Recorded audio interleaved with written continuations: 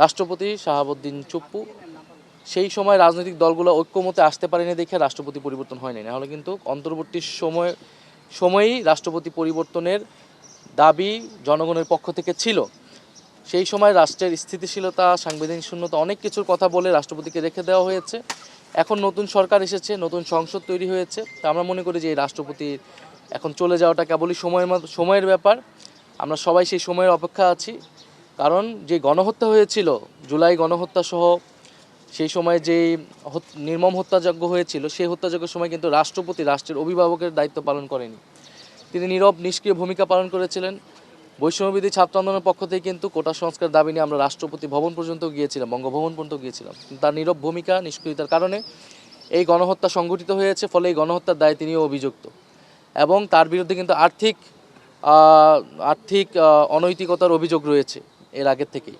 ফলে রাষ্ট্রপতি বলতে আমরা যেটা বুঝি, রাষ্ট্রের অভিভাবক, যেই সম্মান, শ্রদ্ধা, ভাব গাম্ভীর্য সম্পূর্ণ ব্যক্তিত্ব প্রয়োজন, তার কোনোটাই আসলে তার নেই, বরং নানা অপরাধে তিনি অভিযুক্ত। ফলে এখন সময় এসেছে তার অভিশংসন করে তাকে সরানো, দ্বিতীয়ত তার বিরুদ্ধে মামলা করে তাকে দ্রুত সময়ের মধ্যে গ্রেফতার করা।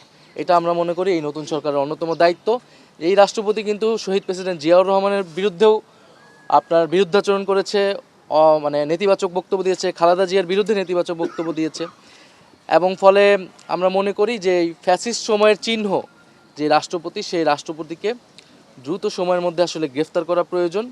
এবং তিনি যেই ধরনের সাক্ষাৎকার দিয়েছেন সেটাও তো আসলে শপথ লঙ্ঘন হয়েছে। ফলে কোনোভাবেই আসলে এই রাষ্ট্রপতি আর এই দায়িত্বে, এই পদে থাকার আসলে যোগ্য নয়। এটা অভিযোগ না, এটা সত্য। এই সত্যতা সরকারও স্বীকার করেছে, এবং সরকার বলেছে তারা আইন অনুযায়ী ব্যবস্থা নেবে। কারণ আওয়ামী লীগ আসলে আইনগতভাবে এখন নিষিদ্ধ, তার কার্যক্রম নিষিদ্ধ। এখন এই নতুন সরকারের সাথে আওয়ামী লীগের কোনো গোপন চুক্তি হয়েছে কিনা এটা আমরা জানি না, কিন্তু কার্যক্রমে এটাই মনে হচ্ছে যে ইলেকশনে ভোটের চুক্তি হোক আর যে কোনোভাবেই হোক, কারণ প্রশাসনের সহযোগিতা ছাড়া এই কার্যক্রম সম্ভব নয়। আমরা আইনের শাসন চাই, খুব স্পষ্ট কথা।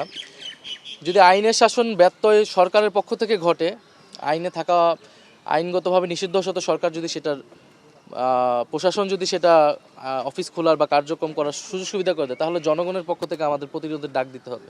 এটা আমরা বলেছি। আমরা অপেক্ষা করছি সরকার কি আইনের শাসনের পক্ষে যাবে, নাকি সরকার আরও একটি গৃহযুদ্ধের পরিস্থিতি তৈরি করতে চায়।